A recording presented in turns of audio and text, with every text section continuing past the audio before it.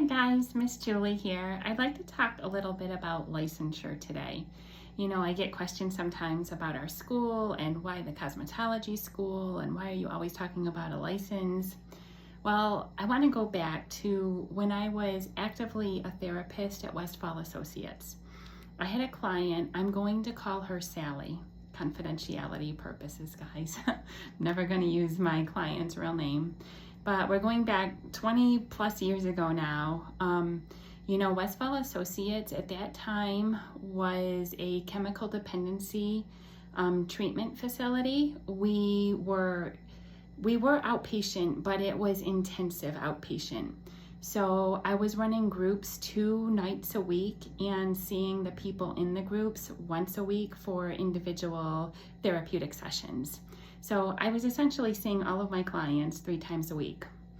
Now, what you have to understand is a lot of the clientele that was going to Westfall, some of them were mandated to be there by judges because they held professional licensure. So what this means is I was seeing doctors, lawyers, RNs, people that had professional licenses that they were holding, and they got in trouble either with their work or something was putting them at risk for losing their professional licensure. Now, I'm going to call the woman Sally. She was an RN and she had started programs. She had opiate addiction. She was in trouble. The judge literally mandated her to go to treatment or she would be losing her RN licensure. It just is what it is. This happens to a lot of folks that are struggling with addiction and mental health issues, right? So Sally was doing so well. She was amazing. Like, I watched so much progression from the time she started to the time that she was so close to graduating.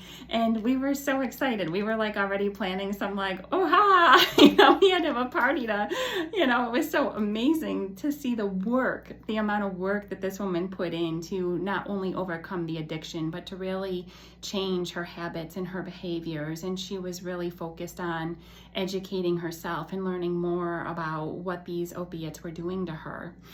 Well, one of her final toxicology reports, what you also have to understand is because they were mandated to come to treatment, we had to do random urinalysis. Like, we had to test them to see if they were using, and it had to be random. If somebody always knew they were always going to get urine tested on a Monday, that's not random. Like, they could use on, Thursday and be clear by Monday, depending on what the drug is, obviously. But for Sally, it was never that way. It was always randomized. She never knew when I was going to call her and say, I need you to come in, by the end of the day. And so Sally would consistently show up, and this one urine analysis, her toxicology report came back, and she had one of the lowest levels of opiates I've ever seen. Now, I can tell you that I knew that was poppy seed. I understand 100% that this woman did not use. I knew that looking at this report that came back, but it does flag for opiates when we're dealing with people that are on the line for losing professional licensures. And it was my job. I had to be able to call her and talk to her about this. And it was a very hard phone call because she was so close to graduating. And I was like, hey, I got your toxicology report, and I know that this is not usage, but it's flagged for opiates. And Sally started crying. She was like, Miss Julie, I didn't use. I'm like, 100% I know, because I'm looking at this number and I can see when you were actively using, this number would be vastly different, right? I really knew that she had probably just eaten something with a poppy seed on it. It was literally that minimal. There was no way somebody used on that kind of a level that we were seeing. And so, I asked her, I said, Sally, I need to know what you ate this morning. And she, she was immediately oh my God, my boss brought in all these bagels, and they were the everything bagels, and they had seeds all over them. that's great. So, because I have to still report to the judge, I had to talk to her boss and I had to find out, like, if this in fact was true, did, Sally actually eat a poppy seed bagel? And that answer was, of course, yes. We did do all of this. And so that's all I needed to know. I was able to put a really great report together for the sentencing judge to let them know that this did not indicate any kind of usage whatsoever. This is, actually poppy seeds do show up as opiates on these kinds of toxicology reports. They're that sensitive, guys. And so the reason why I wanted to tell you that story is because I saw in my clientele as a social worker how important the licensures were for my folks.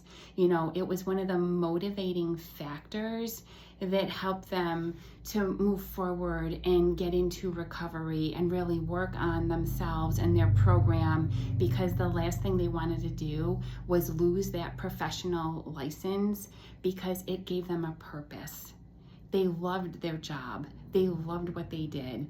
This was the last thing anybody ever wanted to lose, knowing they had gone to school and worked so hard, and to know that that professional license can be ripped from you because you made a really bad decision when you were using actively, or you were not in a really great self-regulation state. Maybe there was a lot of depression and anxiety going on, and it was just a snap, emotional response to use. It wasn't like, this wasn't some thought out, planned out thing. And because, some of these people have those licensures, they were at risk for losing their entire life, their whole career, like just being flushed in front of them.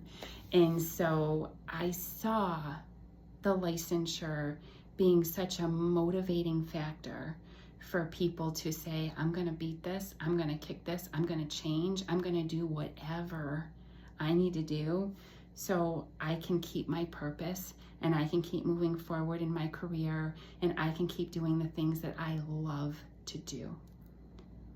Now, fast forward these 20 plus years, and I'm trying to open up Miss Julie's School of Beauty that offers licensure, right? And the reason why I'm doing it is because what I saw as a social worker.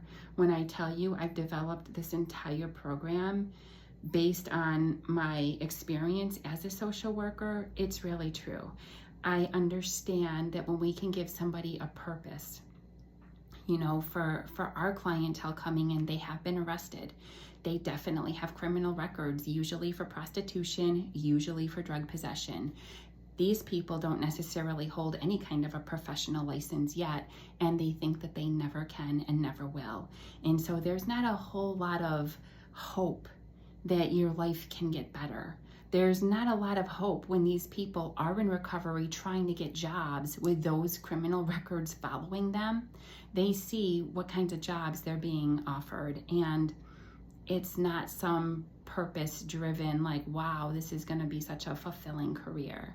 They're being offered high school jobs, guys, with no chance to be able to keep a roof over their head. And so by offering professional licensure, I just already know from talking to some of our will be soon students, like, this is amazing that I can have a career and I can hold a professional license and I can move forward and make people feel really good about themselves in a really healthy way. Like, the fact that they're seeing this hope and that there is a future, and not only a future, but they can make good money. Like, it's a lucrative future. And they're just like, what do I need to do? And so it's so encouraging to say, keep working your program. I need you to stay in recovery because I can't bring you into the school if you're actively using. We put chemicals all over people's heads. You can't be using when we're doing that. That is unsafe. If you're gonna hold this licensure, you must stay in recovery. And across the board, we see so many people that are already working their program just so they can come to our school. So I just wanted to give this little tidbit on licensure and why it's so important. Thanks, guys.